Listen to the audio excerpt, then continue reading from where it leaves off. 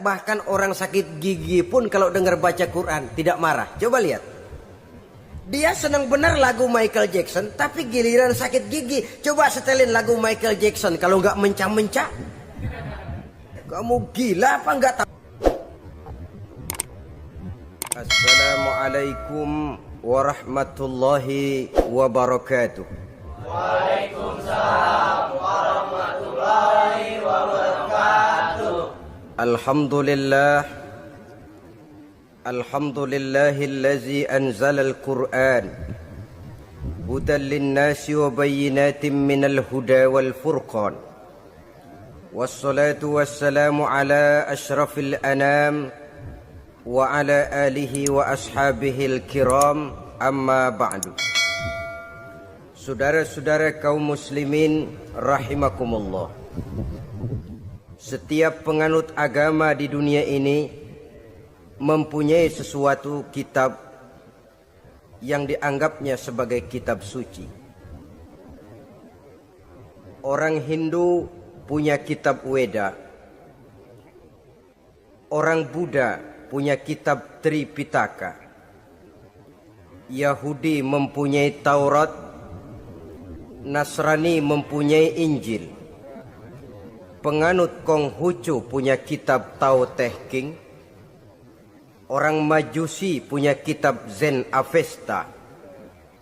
Orang kebatinan punya kitab Serat Centani, Hidayat Jati, Darmo Gandul atau Gatoloco. Sementara kita umat Islam oleh Allah diberikan Al-Quranul Karim. Mengapa kita yakini Quran ini sebagai kitab suci? Pertama, ia bebas dari intervensi dan investasi manusiawi. Ia sepenuhnya, baik isi maupun redaksi, adalah produk dari Allah Subhanahu wa Ta'ala. Kita yakini Quran kitab suci karena sampai hari ini belum ada seorang pun yang sanggup membuat seperti itu. Suatu kitab hanya dinamakan suci kalau dia bersih dari investasi dan intervensi manusia. Al-Quran ini sejak turunnya 14 abad yang lalu telah menantang. Wa in kuntum fi raibim mimma nazzalna ala abdina fa'tu bi suratin min misli. Apabila kamu ragu-ragu terhadap kebenaran Quran yang kami turunkan kepada hamba kami Muhammad, atau kamu menyangka Quran itu cuma bikinan Muhammad saja, cobalah kamu buat satu surah saja semacam Al-Quran.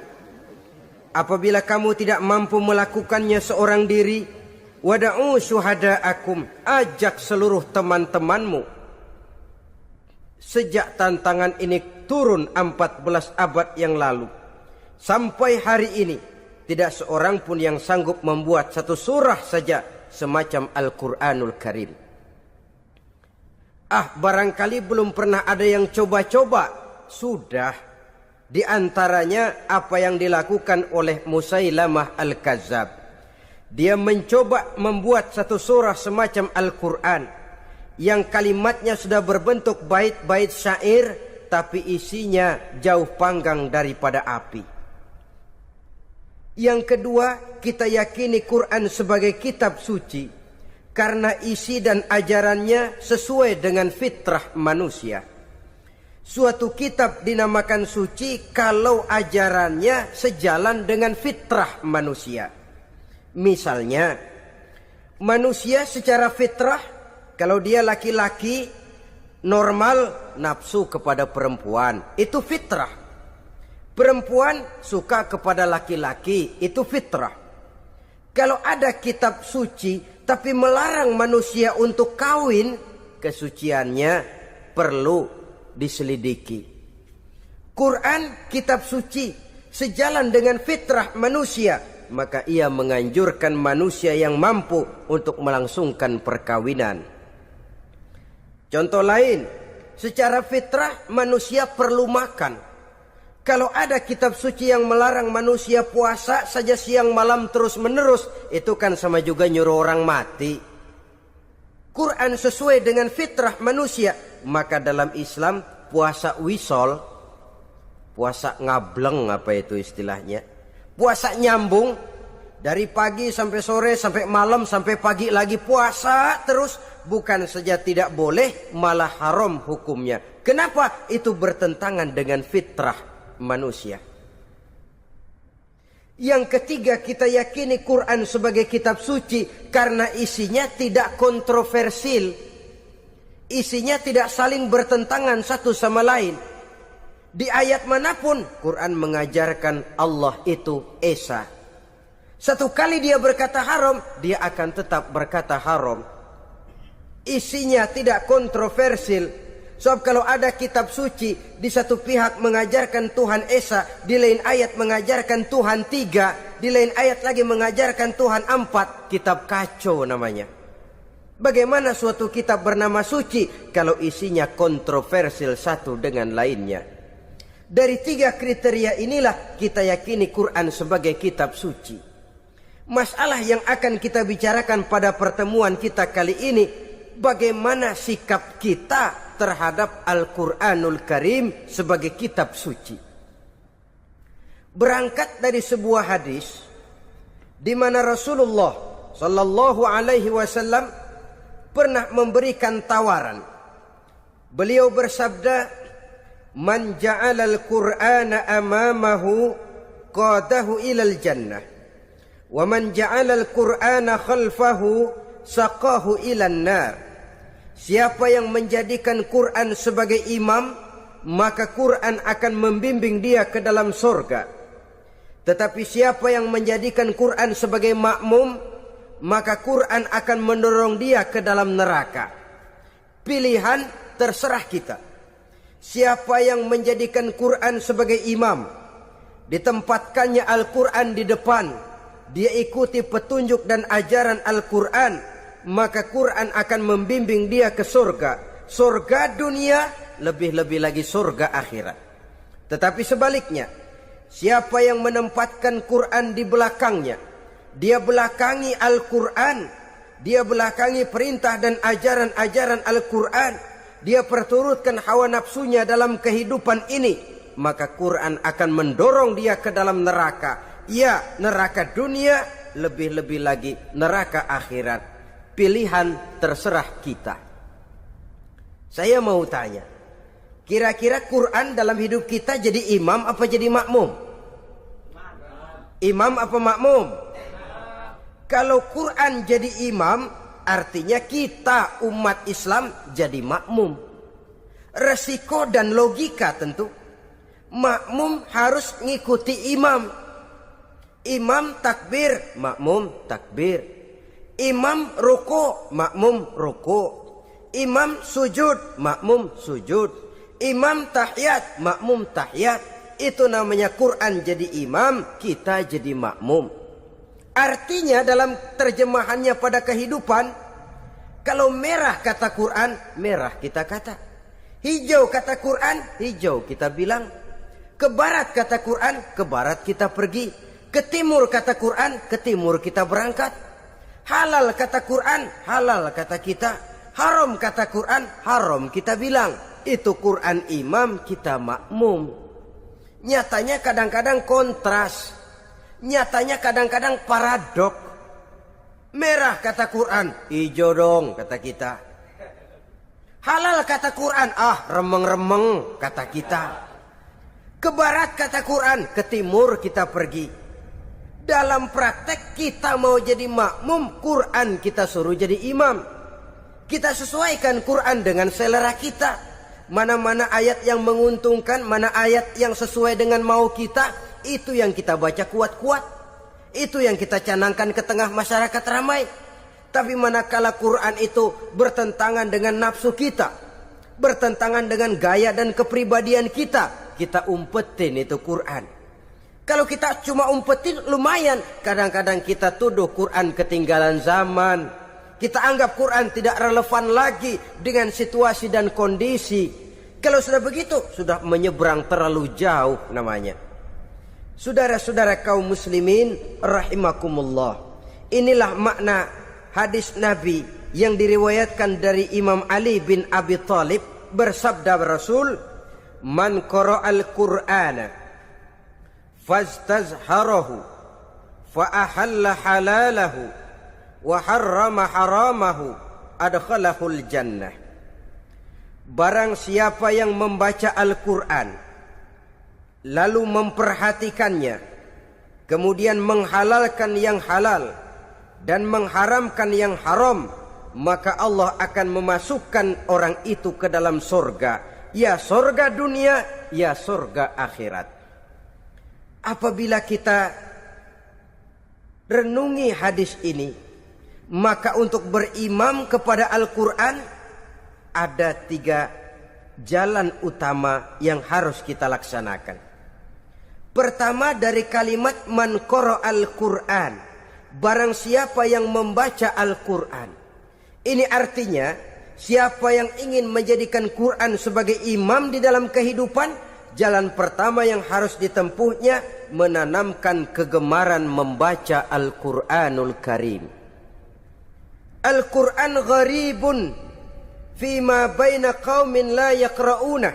Quran akan jadi asing, Quran akan jadi aneh kalau terletak di tengah rumah orang Islam yang tidak suka membaca Al-Quranul Karim.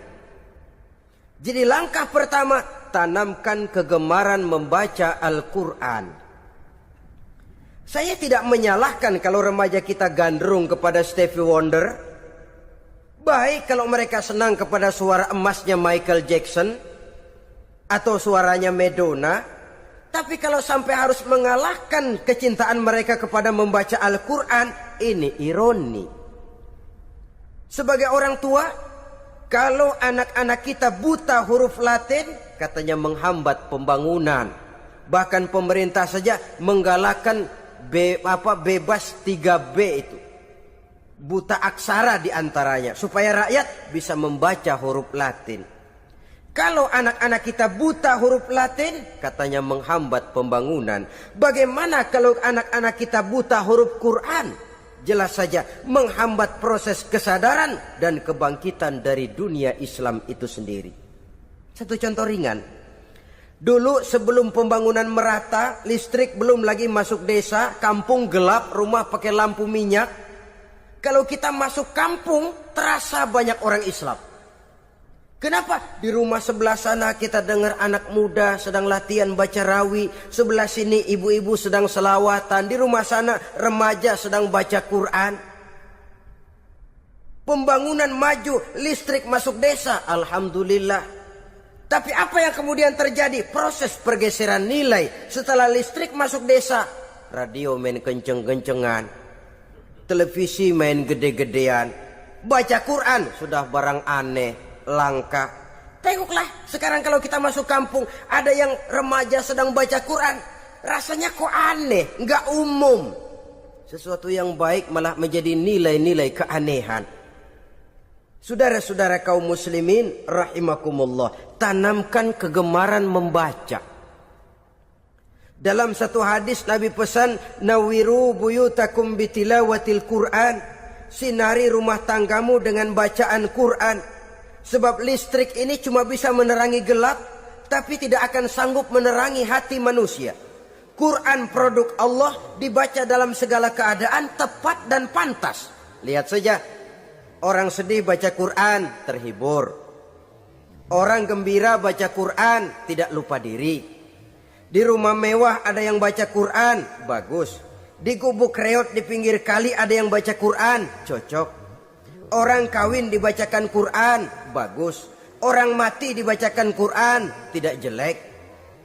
Dalam segala keadaan, in all season, bahasa kerennya, dia pantas dibaca. Saudara-saudara, bahkan orang sakit gigi pun kalau dengar baca Quran tidak marah. Coba lihat. Dia senang benar lagu Michael Jackson, tapi giliran sakit gigi, coba setelin lagu Michael Jackson kalau nggak mencah-mencah.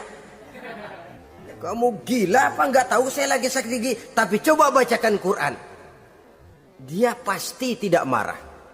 Begitu besar daya pengaruhnya. Bahkan Abu Jahal sama Abu Lahab pernah rapat. Kata Abu Jahal sama Abu Lahab, Mas Lahab, gini loh mas, Kenapa? Ini saya pikir-pikir salah satu yang menyebabkan kenapa saudara kita banyak ikut ajaran Muhammad.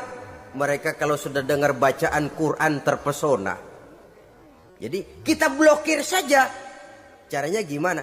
Kasih pengumuman kepada Quraisy, jangan sekali-kali mau dengerin Muhammad baca Quran. Kamu juga jangan. Dan kamu, saya pun begitu. Mari kita janji, tidak mau dengar bacaan Quran. Salaman, pulang ke rumah masing-masing. Dapat 1 hari tahan, 2 hari bertahan, 3 hari, seminggu ke atas. Abu Jahal mulai ada semacam rindu, kangen, pengen dengar ayat Quran. Karena secara pribadi dia mengakui keindahan gaya bahasanya jauh lebih tinggi dari kemampuan penyair Quraisy. Isi ajarannya sangat dalam dan menyentuh segi-segi kehidupan manusia. Gak tahan Abu Jahal, kayak dikilikin hatinya. Keluar rumah mindik-mindik, ngumpet-ngumpet, ngempet di rumah Nabi, pengen dengar Nabi baca Quran. Rupanya Abu Lahab sama. Pikir Abu Jahal, Abu Lahab gak bakalan keluar. Abu Lahab berpikir, Jahal pasti di rumah. Dua-duanya bareng berangkat ke rumah Nabi. Cuma yang satu dari sebelah barat, yang satu dari sebelah timur. Ngempet, ketemu di sudut, sama-sama kaget. Jahal, loh kamu Lahab? Iya, kamu ngapain? Lah kamu ngapain? Akhirnya sama-sama malu. Sama-sama tidak bisa menahan diri, akhirnya sama-sama ngakuin. Bagaimanapun kita harus akui bahwa Al-Quran ini mengandung daya pesona yang sangat luar biasa. Itu dari segi bacaan. Belum lagi dari segi ajaran, belum lagi dari segi isi. Tanamkan kegemaran membaca Al-Quran. Sampai-sampai Nabi katakan, Innallazi laisa fi jawfihi syai'um minal Quran kal baitil kharib. Orang yang dari tenggorokannya belum pernah keluar ayat Quran barang sepotong pun, belum pernah ngaji barang seayat pun, itu orang kata Nabi kal baitil kharib, kayak rumah kosong. Rumah kan kalau kosong biar bagus, mewah, besar, perabotannya lengkap. Kalau kosong angker, setan kuntilanak memedi betah benar di situ. Saudara-saudara kaum muslimin rahimakumullah. Dalam satu percontohan Nabi mengatakan begini. Masalul mu'minil lazi yaqra'ul Qur'an kamasalil utrujah.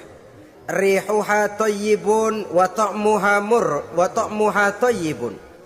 Orang mukmin yang suka membaca Quran adalah ibarat buah utrujah. Baunya wangi, rasanya lezat. Kira-kira kalau di negeri kita buah apa utrujah itu? Semacam jeruk yang manis lah. Sudah baunya wangi, rasanya enak. Itu buah itu. Orang mukmin yang suka baca Quran kayak buah itu. Baunya wangi, rasanya enak. Artinya syiarnya hidup, isinya memang orang mukmin. Sebaliknya, wa masalul mu'minil lazi la yaqra'ul Qur'an kamasalit tamrah la riha laha wa ta'muha hulwun.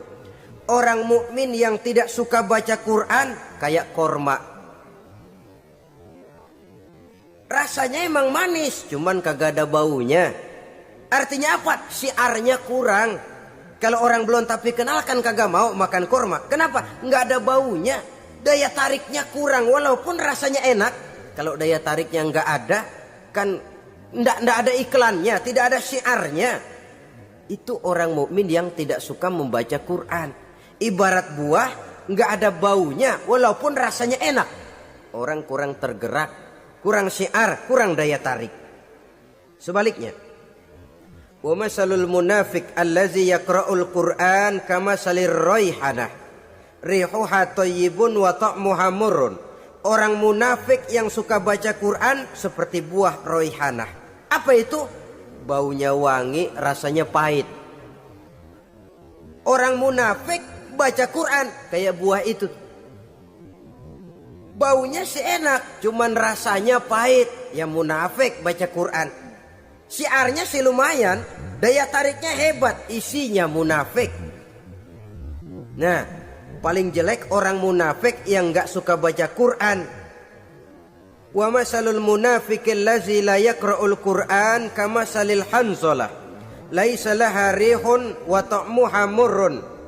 Orang munafik yang tidak suka baca Quran seperti buah hanzalah, sudah enggak ada baunya, rasanya pahit lagi. Kalau buah pacek kali. Udah baunya kagak ada, kalau dimakan bikin orang celeng. Saudara-saudara kaum muslimin rahimakumullah, tanamkan kegemaran membaca Al-Quran. Karena membaca Al-Quran merupakan ibadah yang besar. Bahkan kata Nabi, afdalu ibadati abdi qiraatul Quran. Nilai ibadah yang paling baik dari hambaku adalah ibadah membaca Al-Quran. Dalam solat pahalanya lebih besar di luar solat daripada di luar solat. Dengan wudu pahalanya lebih besar daripada tanpa wudu. Mengerti pahalanya lebih besar daripada tidak mengerti. Tapi tidak mengerti pun jangankan membaca, mendengar saja orang baca Quran dengan baik sudah didoakan untuk mendapat rahmat. Berpahala mendengar bacaan Al-Quran walaupun tidak mengerti. Apalagi membaca sendiri, apalagi mengerti apa yang kita baca, tentu pahala itu akan jauh lebih besar. Ini yang pertama, tanamkan kegemaran membaca Al-Quranul Karim. Yang kedua, dalam hadis tadi, fastazharahu, man qara'al Qur'ana fastazharahu, siapa yang membaca Al-Quran kemudian memperhatikannya. Jadi kalau kita mau berimam kepada Al-Quran, setelah menanamkan kegemaran membaca, yang kedua, perhatikan, pahami isinya. Jangan seperti monyet pakai mahkota, ketawa girang, cengengesan, tapi dia tidak tahu arti kebesaran mahkota yang disandangnya itu. Bangga dengan Al-Quran, tapi apa kandungannya kita tidak mengerti. Untuk memahami Al-Quran ini, caranya bagaimana? Tentu mudah saja. Seperti contoh, kalau kita ingin mengerti caranya bikin tahu, jangan bertanya kepada montir mobil. Montir mobil ahli betul urusan mesin, tapi kalau urusan tahu, tanya dong tukang tahu. Untuk mengerti rahasia dan seluk-beluk Al-Quran, kita harus bertanya kepada orang yang memahami seluk-beluk Al-Quran.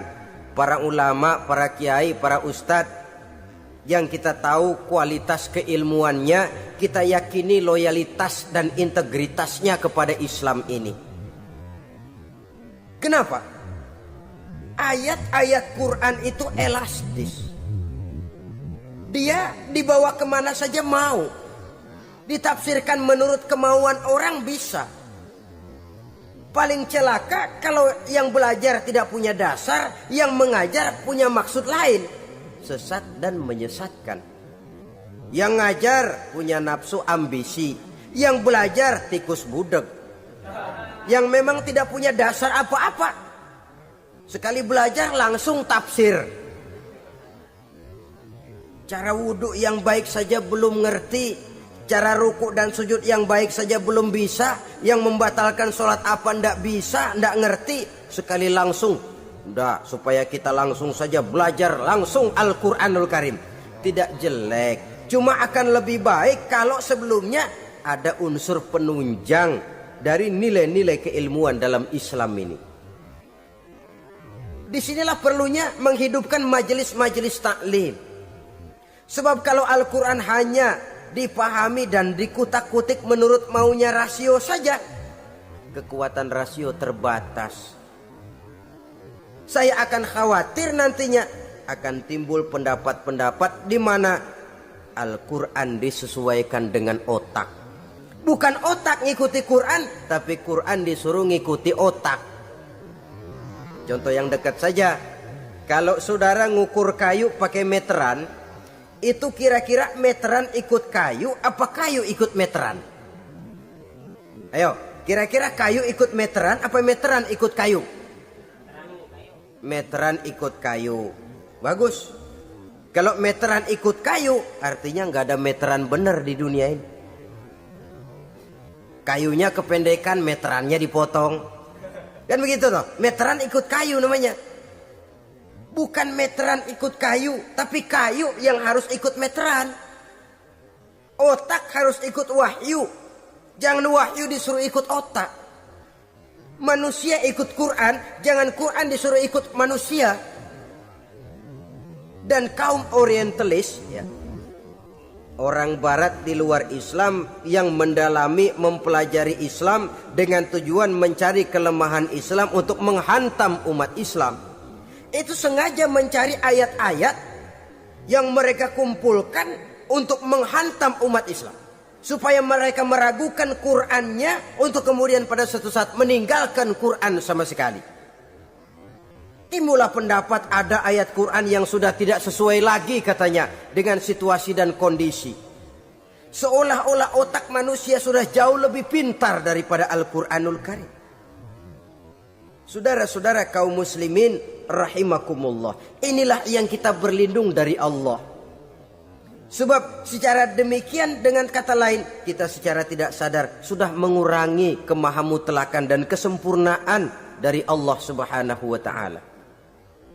Untuk memahami Al-Qur'an maka kita harus bertanya kepada ahlinya, mengaji, menghidupkan majelis-majelis taklim. Jangan sampai Al-Qur'an menjadi awam di tengah masyarakat Islam sendiri. Ini jalan yang kedua, memahami isinya. Sehingga dengan demikian, manakala Al-Quran dibacakan orang, pemikiran kita tidak lagi terpusat kepada kemerduan suara orang yang membaca, tapi tertuju kepada isi yang dikandungnya. Sehingga dalam kondisi semacam itu, boleh jadi tiap kali dibacakan Al-Quran, nilai iman makin tambah. Kita dengar orang baca, Alam taro kaifa fa'ala rabbuka bi ashabil fil. Terbayang oleh kita bagaimana Raja Abrahat dengan pasukannya mau menghancurkan Ka'bah. Bagi Allah cukup menurunkan burung ababil, hancur lebur Abrahat raja besar dengan seluruh pasukan gajahnya, berantakan dibuatnya cuma dengan burung ababil. Allah Maha Besar, Allah Maha Kuasa. Tambah iman. Kalau tidak, ya seperti yang banyak terjadi. Quran menceritakan azab, kita malah kesenangan. Walakum azabun alim. Kamu akan mendapat azab yang pedih. Kita teriak di pojokan, toyib, toyib. Allah, alhamdulillah. Digambarkan azab malah baik-baik. Bahwa kita suka, kita gemar kepada bacaan Quran dengan suara yang merdu, alhamdulillah. Akan lebih baik lagi kalau kita mengerti apa yang dibacanya. Sebab perintah membaca tersirat makna perintah untuk memahami. Perintah memahami tersirat makna untuk mengamalkan. Dengan kata lain, kita hanya bisa mengamalkan Quran dengan baik kalau kita mengerti isinya. Kita hanya bisa mengerti isinya kalau kita rajin membacanya. Baik membaca yang tersirat, baik membaca yang tersurat dengan petunjuk para alim ulama, para kiai, dan orang-orang yang ahli di bidang itu. Saudara-saudara kaum muslimin rahimakumullah. Inilah jalan kedua. Upayakan memahami isinya. Hidupkan kajian-kajian agama. Hidupkan majelis-majelis taklim. Jangan sampai Al-Quran asing di hati kita sendiri. Jangan sampai kita awam terhadap makna kandungan dan ajaran Al-Quran, sementara kita yakini bahwa dialah yang akan bisa membimbing kita menuju kebahagiaan sejak dari dunia sampai ke akhirat nanti. Jalan ketiga untuk berimam kepada Al-Quran, setelah menanamkan kegemaran membaca lalu berupaya memahami isinya, yang ketiga adalah mengamalkannya dalam kehidupan sesuai dengan kemampuan yang kita miliki. Quran tidak akan membawa berkah kalau ajaran yang terkandung di dalamnya kita baca, tapi kemudian kita injak-injak dalam praktek kehidupan. Quran mengatakan riba haram, tapi praktek kita dalam hidup malah senang betul kepada riba. Quran mengajarkan jagalah kesatuan persatuan dan ukhuwah Islamiyah. Praktek yang kita lakukan malah centang perenang, malah saling bertolak belakang, malah kadang menjegal kawan seiring, menggunting dalam lipatan, ramai kita dengan kita. Lalu kelemahan pun menjadi kenyataan di mana-mana. Quran sekali lagi tidak akan membawa berkah kalau yang kita baca kita injak-injak. Tentang pengamalan Al-Quran ini, Allah Subhanahu wa ta'ala mengklasifikasi manusia dalam firman-Nya, "Tsumma awrasnal kitabal ladzina astafaina min ibadina." Kemudian kami wariskan Al-Quran ini kepada hamba-hamba kami yang kami pilih. Ya Allah, coba saja kita lihat ayat ini. Quran kitab pilihan, diberikan kepada umat pilihan, yaitu kita-kita ini. Lalu bagaimana umat pilihan ini setelah menerima Al-Quran? Terbagi dalam 3 kelompok besar. Pertama, kata Allah, "Faminhum zalimun linafsihi." Di antara mereka ada yang setelah menerima Al-Quran kemudian zalim kepada dirinya sendiri. Artinya hanya mulutnya saja yang menerima Al-Quran, tapi perbuatannya menginjak-injak Al-Quran. Orang semacam ini tidak zalim kepada Allah, tidak zalim kepada Rasulullah, tetapi orang semacam ini zalim kepada dirinya sendiri. Dia terima Quran dengan mulutnya, tapi dia injak-injak Quran dengan perbuatannya. Na'udzubillah summa na'udzubillah. Kelompok yang kedua, faminhum muqtasid. Di antara mereka ada yang setelah menerima Al-Quran lalu muqtasid. Muqtasid ini 50-50. Ngambil jalan tengah. Ajaran Quran dipakai, ajaran setan dikerjain. Artinya juga perintah Quran oke, larangan Quran heeh. Saudara-saudara, malaikat bingung bagaimana montennya nih anak ini. Perintah Quran dikerjain, larangan Quran juga dikerjain. Ini muqtasid. Nah, yang ideal adalah golongan yang ketiga, kata Allah, "Wa minhum sabiqun bil khairati biiznillah."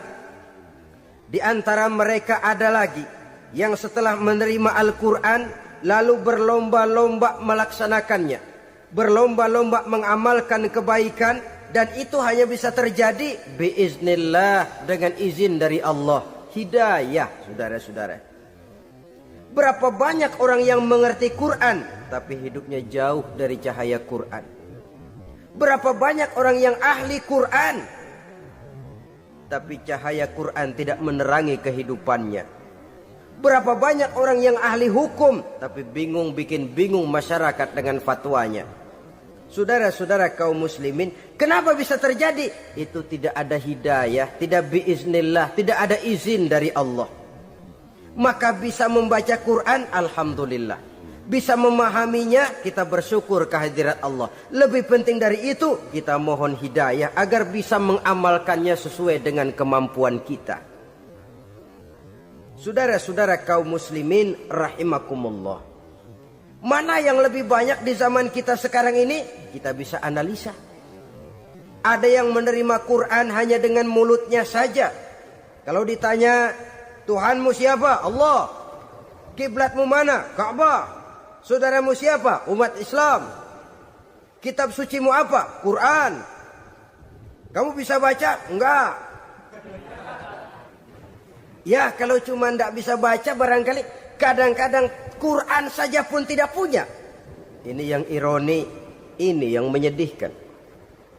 Saudara-saudara kaum muslimin rahimakumullah. Tanpa melaksanakan konsepsi Al-Quran di dalam kehidupan, maka kesenangan kita membacanya, pengertian kita tentang Al-Quran, barangkali tidak akan bisa berbuat terlalu banyak di dalam kehidupan. Maka sekarang ini sudah ada terjemahan Quran dalam bahasa Indonesia, dalam bahasa daerah, dalam bahasa Inggris, Belanda, bahkan Jerman. Yang masih harus terus dan selalu ditingkatkan terjemahan Quran di dalam kehidupan. Dengan kata lain, kita umat Islam menunggal dengan Quran kita. Jangan cuma jadi kebanggaan Islam tinggi, tidak ada yang lebih tinggi dari Islam. Quran kitab suci, tidak ada yang bisa menandinginya. Qurannya, tapi umatnya, kadang-kadang kita ini jauh panggang daripada api. Kita bersyukur musabaqah tilawatil Quran dihidupkan dengan biaya bermiliar rupiah.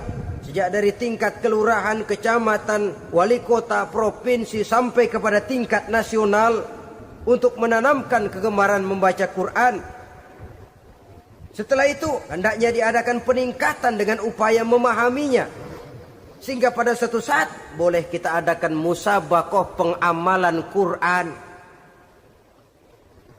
Hadiahnya sudah langsung dari Allah sendiri.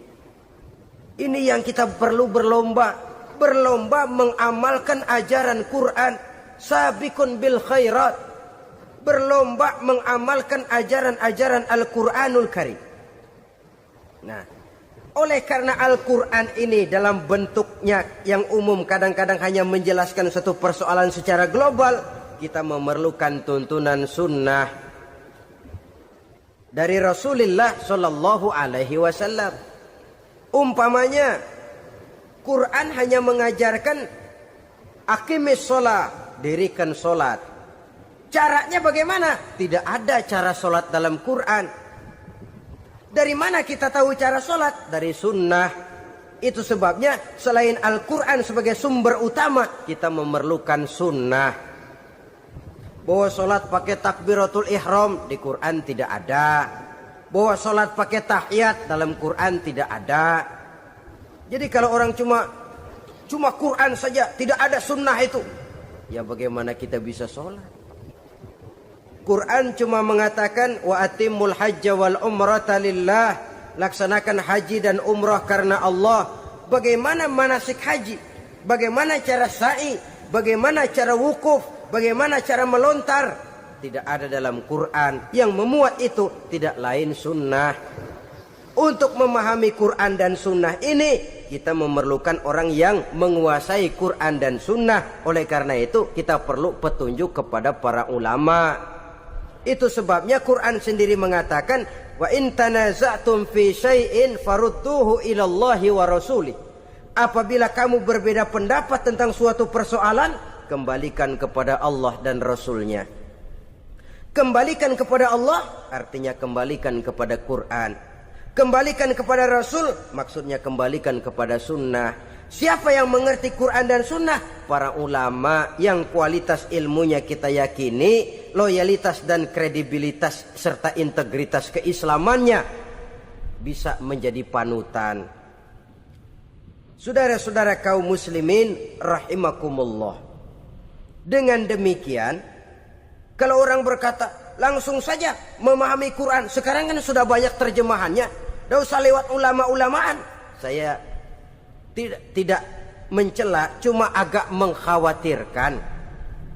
Kalau dia memahami Quran cuma sekedar lewat terjemahannya saja, sangat mungkin jadi dia bisa salah paham.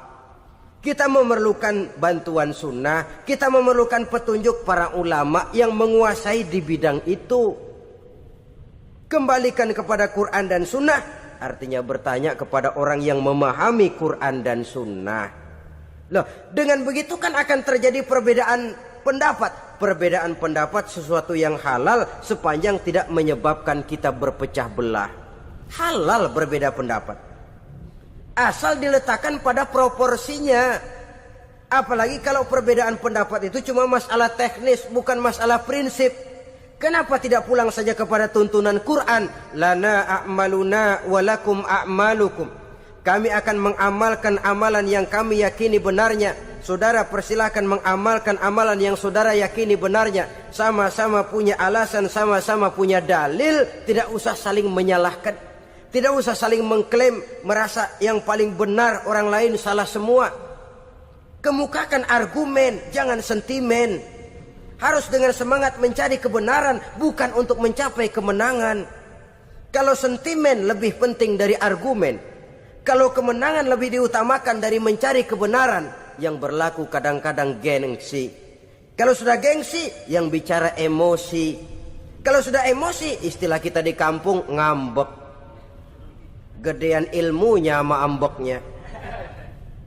Kadang-kadang, dah saya kalau nggak jadi imam nggak mau sembahyang di situ.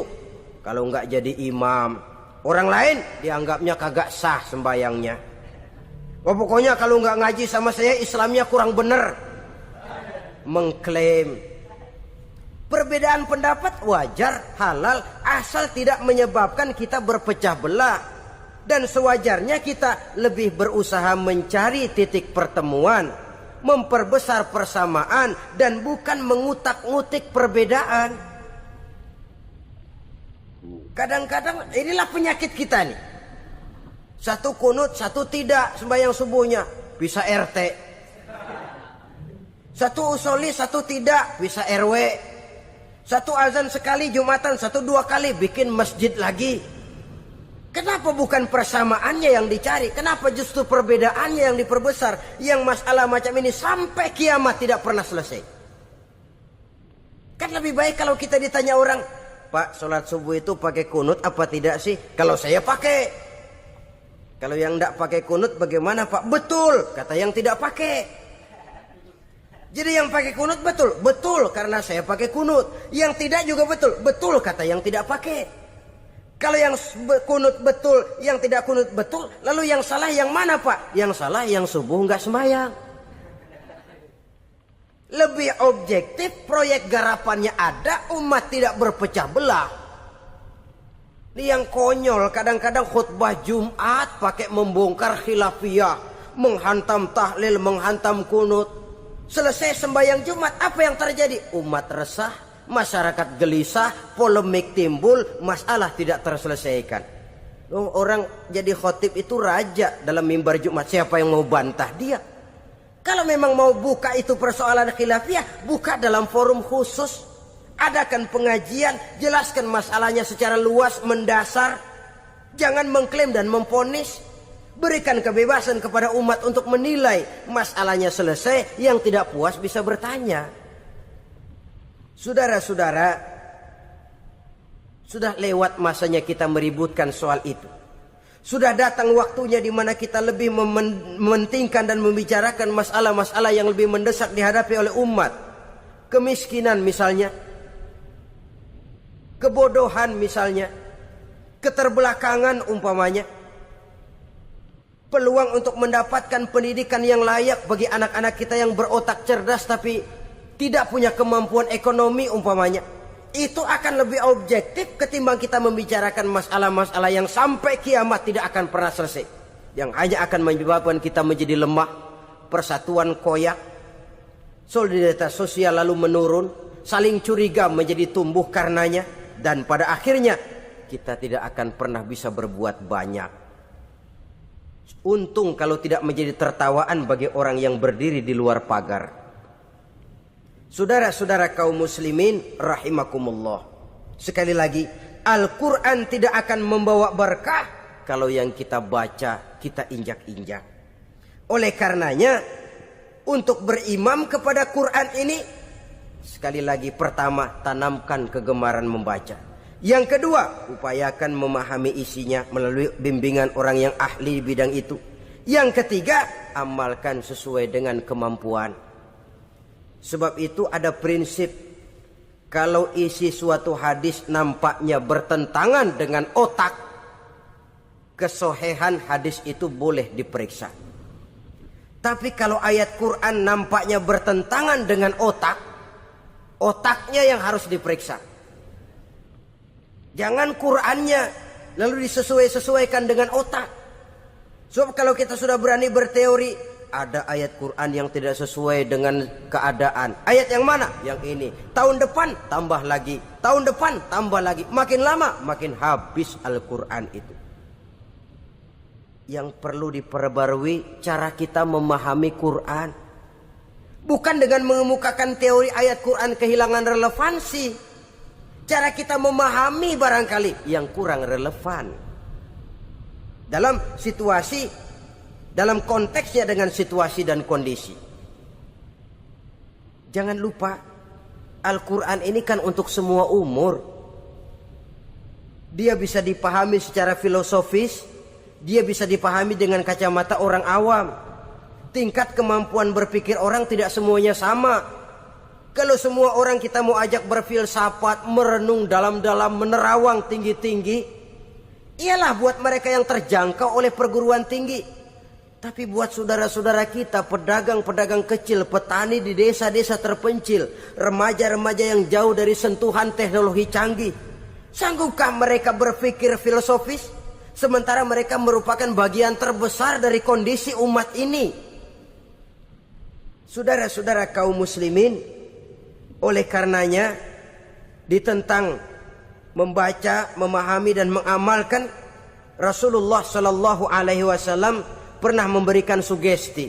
Beliau bersabda, "In aradtum aisas su'ada," apabila kamu menginginkan kehidupan yang bahagia, hidup seperti hidupnya orang-orang yang bahagia, dan tentu ini keinginan kita semua. Wa mautas syuhada, dan menginginkan mati sebagai matinya para syuhada, para pahlawan pembela agama, orang yang mati syahid. Wah, ini sudah tidak duanya ini. Hidup mulia, mati syahid, dapat dua-duanya. Wan najata yaumal hasyri, dan ingin mendapat keselamatan pada hari hasyar, hari pengumpulan manusia di padang mahsyar. Wazilla yaumal harri, dan mendapat perlindungan dari Allah pada hari yang sangat panas. Wal huda minad dhalalah, dan mendapat petunjuk dari kesesatan. Nah, ini keinginan semua orang. Kan yang kita cari apa sih? Hidup bahagia. Biar ndak kaya asal bahagia, sudah enak. Lalu apalagi? Matinya sebagai syahid. Kemudian di hari pengumpulan nanti mendapat keselamatan. Lalu pada saat orang lain kepanasan, kita mendapat perlindungan. Kemudian orang lain kebingungan, kita mendapat petunjuk. Kalau ini yang diinginkan, kata Nabi, resepnya fa'adimu qiraatal Quran, maka lazimkan, biasakan olehmu membaca Quran. Tidak ada terlambat. Idealnya memang dari kecil, sebab lidah kalau sudah kaku berat. Disuruh baca innallaha laghaniyun hamid, lidahnya berat. Innallaha lampuniyun hamid, lampuniyun. Laghaniyun jadi lampuniyun. Lidah itu kalau sudah berat ya memang berat. Disuruh baca ya bani Israel, lidahnya berat. Ya bini Siroil gitu. Jadi ya bini Siroil. Saudara-saudara, idealnya memang dibiasakan dari kecil supaya lidah itu ringan. Kalau tidak ada istilah terlambat. Saya malu pak, belajar alif-alifan udah gede. Ya jangan alif-alifan, alif beneran. Alif-alifan kapan bisanya? Alif beneran yang dipelajari. Tidak ada istilah terlambat, tidak ada istilah malu untuk belajar Al-Quran ini. Saudara-saudara kaum muslimin rahimakumullah. Ini sugesti untuk menanamkan kegemaran membaca. Lalu sugesti untuk memahaminya, tentu banyak ayat, banyak hadis. Mengapa tidak di antara kamu sekelompok orang yang berangkat untuk memperdalam, memahami agama? Falaula nafaro min kulli firqatin minhum ta'ifatun liyatafaqahu fid din. Di tengah kelompok orang yang berangkat belajar teknologi canggih, di tengah grup orang yang mendalami ekonomi, di tengah kelompok orang yang membidangi hukum, di tengah kelompok orang yang sibuk meneliti ilmu-ilmu kedokteran, mengapa tidak ada kelompok orang yang secara takhasus liyatafaqahu fid din, mendalami agama ini, mendalami Quran ini? Harus ada. Lalu sugesti untuk mengamalkan Al-Quran kelihatan dari peringatan Allah yang kita bisa temukan pada surah Toha ayat 124 sampai dengan 127. Wa man a'rada an zikri, barang siapa yang berpaling dari peringatanku, kata Allah. Barang siapa yang berpaling dari Al-Quran ini, dia terima Al-Quran, dia imani Quran, tapi dia berpaling dari ajarannya, dia injak-injak apa yang seharusnya dia amalkan, dia perturutkan hawa nafsunya, maka kata Allah, fa inna lahu ma'isyatan dhanka, dia akan diberikan satu penghidupan yang sempit. Innalillahi wa inna ilaihi raji'un. Diberikan hidup yang sempit. Kalau hidup sudah terasa sempit, bagaimanapun luasnya rumah, sempit. Kalau hidup sudah terasa sempit, bagaimanapun banyaknya harta, sumpek. Kalau sudah hidup ini terasa sempit, bagaimanapun luasnya pergaulan, tidak ada tempat kita bertanya, melarikan persoalan, membagi rasa. Siapa yang berpaling dari Quran, dia akan diberikan penghidupan yang sempit. Bukan dagangnya tidak untung, bukan kerjanya tidak digaji, tapi kesempitan hati lebih bahaya loh dari kesempitan ekonomi. Itu di dunia. Di akhirat, wa nahsyuruhu yaumal qiyamati a'ma. Di akhirat nanti dia akan dikumpulkan oleh Allah dalam keadaan buta. Ya Allah, ya Rasul. Padahal ke akhirat kita baru tumben. Sekali ke akhirat buta. Masya Allah. Di tempat kita lahir saja, kalau tadinya kita melihat tahu-tahu menjadi buta, kita bingung. Padahal jalan sudah pernah kita lihat, arah sudah pernah kita tahu. Bagaimana di padang mahsyar nanti? Kemana jalan yang akan ditempuh? Kepada siapa kita hendak bertanya? Mana teman, mana istri, mana anak? Buta pula kita. Satu kesengsaraan yang merupakan puncak kesengsaraan. Dikala itu orang yang semacam tadi protes. Rabbi, lima hasyartani a'ma wa qad kuntu basira. Wahai Allah, kenapa hari ini saya dikumpulkan dalam keadaan buta? Padahal ketika di dunia dulu saya melihat, saya menyaksikan gunung yang menjulang tinggi ke angkasa. Saya melihat lautan yang luas terhampar biru membentang. Saya saksikan tanah sawah luas menguning. Saya saksikan keindahan alam. Di dunia saya melihat Allah. Kenapa sekarang saya dikumpulkan dalam keadaan begini? Protes dia, tidak terima dia. Allah jawab, kadzalika atatka ayatuna fanasitaha. Kata Allah, begitulah memang. Dahulunya waktu di dunia telah datang ayat-ayat kami kepadamu. Telah turun Al-Quran, telah datang agama, fanasitaha, tapi kamu lupakan dia. Kamu lupakan Quran, kamu lupakan Islam. Datang ayat, turun Quran, turun agama, kamu belaga pilon, kamu belaga enggak tahu. Wa kadzalikal yauma tunsa, maka hari ini pun begitulah kamu dilupakan. Sebagaimana dulu waktu di dunia kamu telah melupakan ayat-ayatku, melupakan kitabku, melupakan ajaran-ajaranku. Hari ini kamu pun dilupakan. Seolah-olah Tuhan cuma enggak bilang, mereka protes, Tuhan kenapa saya buta padahal di dunia saya ngelihat. Kata Tuhan, kalau bahasa kita, lu rasain. Lu sih kenapa dulu di dunia pura-pura enggak lihat. Kenapa waktu di dunia pura-pura enggak tahu. Kenapa waktu di dunia kamu lupakan Quran, maka hari ini pun engkau kami lupakan. Wa kadzalikal yauma tunsa wa kadzalika najzi man asrafa wa lam yu'min bi ayati rabbih wal azabul akhirati asyaddu wa abqa. Demikianlah kami membalas orang yang berlebih-lebihan, orang yang melampaui batas dan tidak mau beriman kepada ayat-ayat Tuhannya. Dan sungguh siksa akhirat itu lebih dahsyat dan lebih kekal.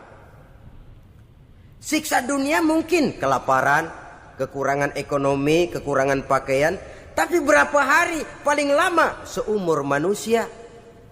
70 tahun umur kita. Ya paling lama begitulah. Tapi siksa akhirat, kesengsaraan akhirat, kesengsaraan neraka, asyaddu wa abqa, lebih dahsyat dan lebih kekal. Di zaman sekarang orang bukan cuma berbuat potong kompas, berpikir pun potong kompas, berpikir pun ngambil jalan pintas. Dia lebih memilih kesenangan yang sedikit dengan mengorbankan kesenangan yang abadi. Dia mengejar surga yang sebentar dengan menghancurkan surga yang kekal. Dicarinya surga dunia, hidup cukup, rumah bagus, makan bagus, pakaian bagus, istri bagus, dengan menghalalkan segala macam cara, berpaling daripada kehidupan agama, lalu menginjak-injak Al-Quranul Karim. Kita berlindung kepada Allah.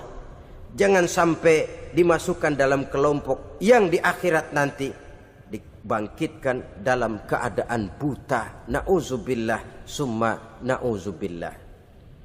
Di sini kita terkesan dengan apa yang dikatakan Sayyid Muhammad Abduh. Al-Islam mahjubun bil muslimin. Kebesaran Islam kadang-kadang tertutup oleh tingkah laku umat Islam sendiri.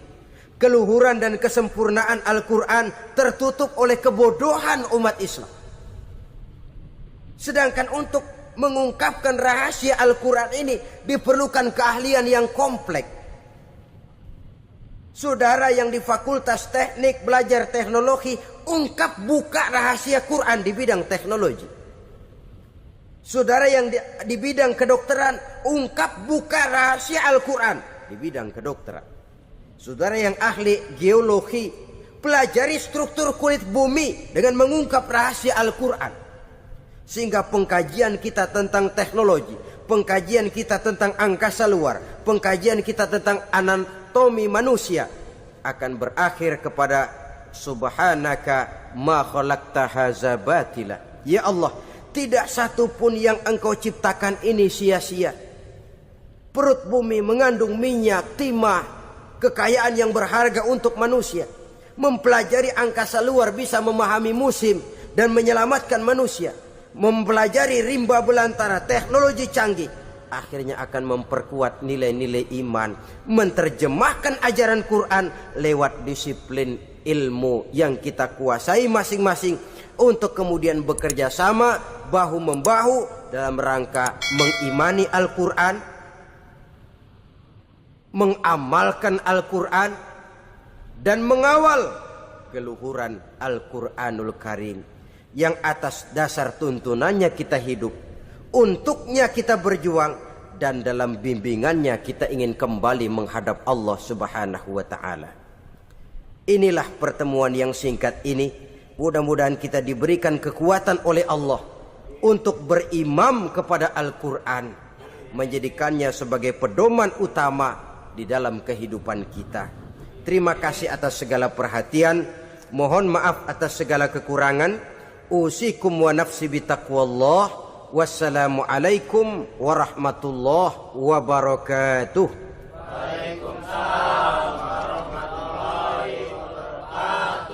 Assalamualaikum warahmatullahi wabarakatuh. Welcome back to my channel. Oke teman-teman, kali ini kita coba hiburan mancing di spot kali kecil ya. Mudah-mudahan kita dapat strike babon-babon. Muncul.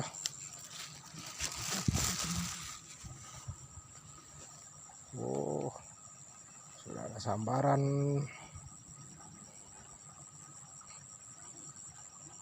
Kamu dapat kewalanyut punya saya itu ya. Timahnya kecil.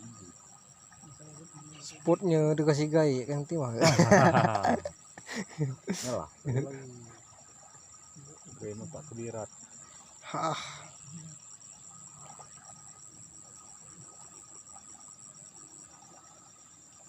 Puncak kawat ini kebah. Itu dia hasil kita strike hari ini. Nah, tidak terlalu banyak sih, cuman ya lumayan lah. Wih, gabus teman-teman. Ternyata alhamdulillah kita strike banyak tuh. Sedas lumayan.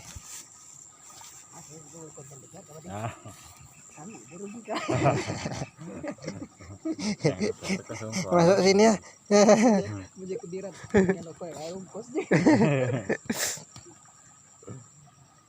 Guys, punya saya nggak dimakan guys.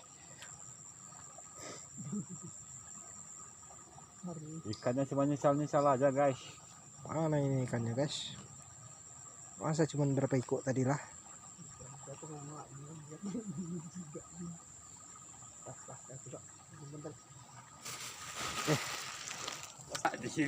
Oke, kita melewati jembatan. Oke.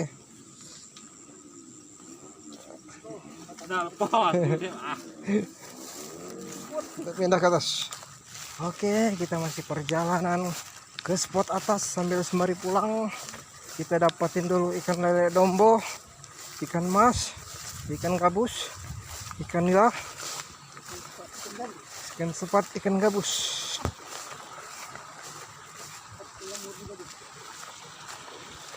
Oke, mana pemancing tadi yang satu lagi? Apakah udah ngangkat babon? Dia berdiaman di sana. Sepertinya sudah dapat babon dia. Rupanya dia udah masam dia guys. Itu dia. Udah dapat dia guys. Wih, tuh kopinya. Mantap. Saya di sini aja guys. Gabus. Oh lah, dipindah sini ini kan.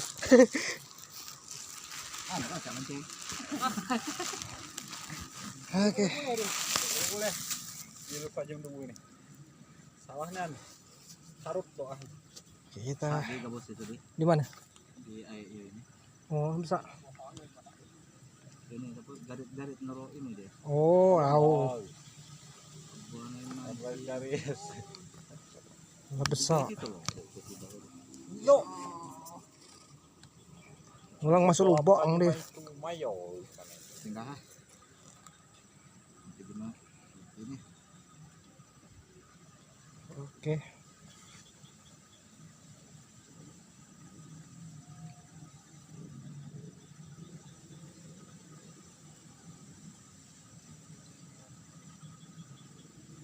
Kita tunggu sambaran.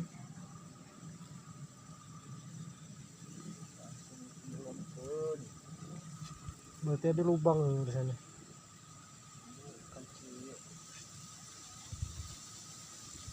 Itu Hakim sedang ngimbangkan gabus. bisa minum. Belum mad lubang. Kan ada XM itu kan dia kena lagi. Garis bawah. Kamu tangkap lubang.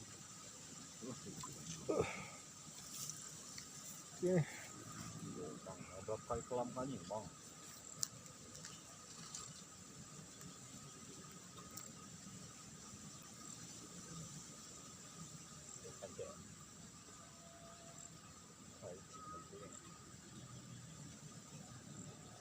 Anak nilai dia dapat.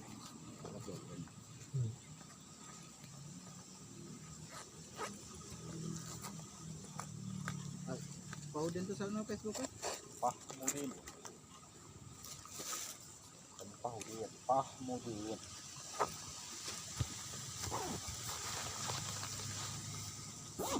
Yung man di Facebook eh.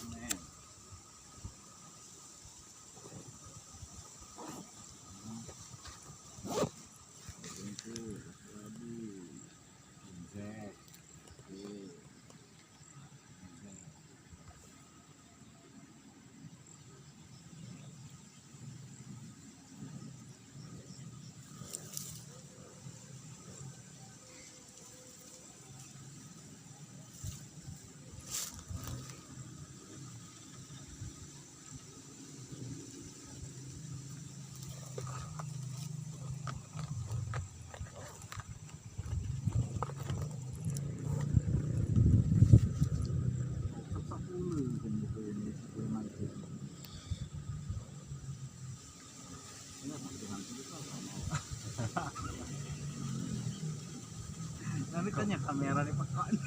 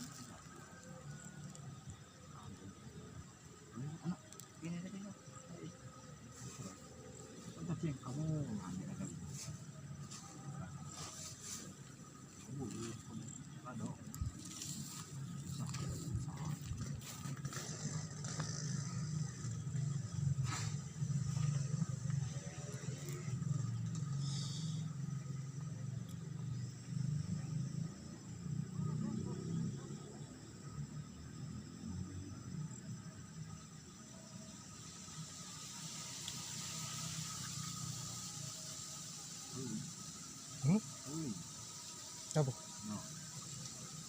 Kalau itu gabus. Menginjam saja. Kelam-kelam kan. Hmm. Ini mau minjem. Si kali.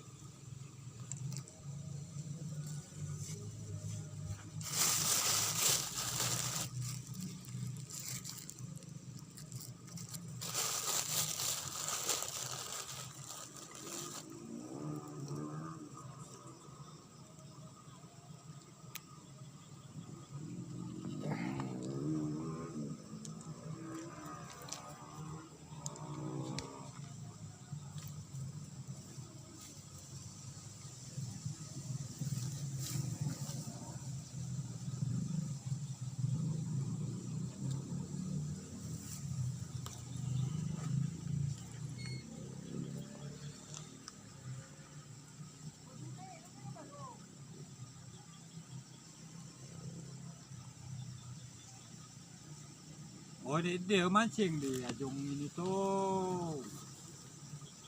Bisa saling tutos kamu dulu itu.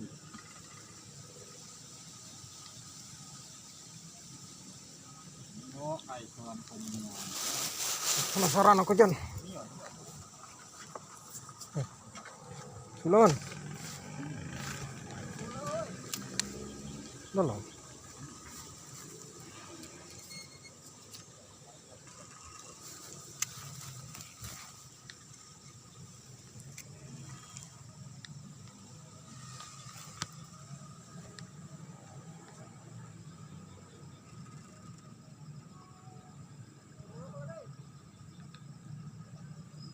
Dulu dikit.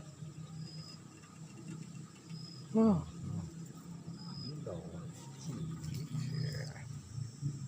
Tadi.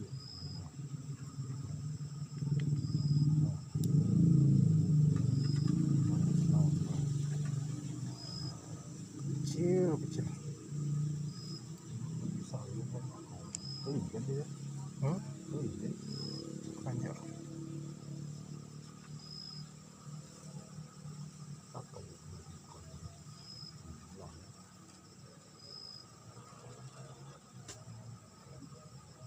Woi, kaput.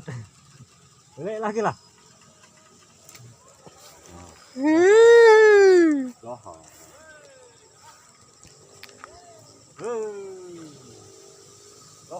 Nila. Nila no. Pati ka ba? No. Oke guys, mantap.